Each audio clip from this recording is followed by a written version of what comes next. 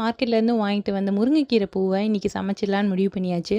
ஆனால் இதை எப்படி சமைக்கிறதுன்னு தான் ரொம்ப கன்ஃப்யூஷனாக இருந்துச்சு. இதை கஷாயம் போடலாமா இல்லை பொடியாக அரைச்சி யூஸ் பண்ணலாமா அப்படின்னு ரொம்ப தோணிகிட்டே இருந்துச்சு. அப்புறமேட்டு தான் ஒரு முடிவுக்கு வந்தோம்.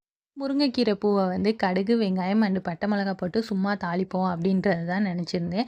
பட் அதை தாளிச்சிட்டு இருக்கும்போது தான் ஒரு யோசனை வந்துச்சு. இந்த முருங்கைக்கீரை பூவோட முட்டை ஆட் பண்ணோன்னா இன்னும் நல்லா இருக்குமேன்னு சொல்லிட்டு அது யோசித்தேன். அண்ட் இது எப்படின்னா முட்டை பொரியல் பண்ணுவோம்ல அப்படி இருக்கும் அப்படின்ட்டு நானே ஒரு கற்பனை பண்ணேன். சரி ட்ரை பண்ணி பார்ப்போம்னு சொல்லிட்டு கடுகு, வெங்காயம் அண்டு பட்டை மிளகா போட்டு அந்த பூவை போட்டு நல்லா வதங்கினதுக்கப்புறம் முட்டை ஆட் பண்ணியிருந்தேன்.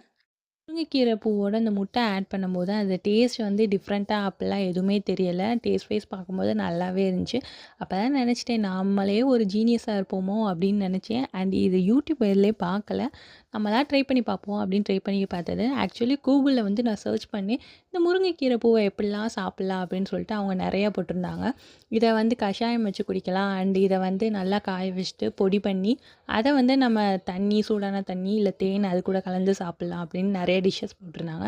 அண்ட் இதோட பெனிஃபிட்ஸும் நிறையா போட்டிருந்தாங்க. கேர்ள்ஸ்க்கு ரொம்ப நல்லது அண்டு நிறையா ஹெல்த் பெனிஃபிட்ஸ் போட்டிருந்தாங்க.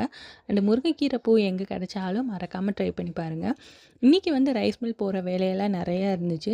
அதனால் டக்குன்னு சமையல்லாம் முடிச்சுட்டு ரைஸ் மில் போயிட்டு வந்தாச்சு. நீங்கள் முருங்கைக்கீரை பூவை எப்படி ட்ரை பண்ணுவீங்கன்னு கமெண்ட் பண்ணுங்கள். அண்ட் நம்ம சேனலை மறக்காமல் சப்ஸ்கிரைப்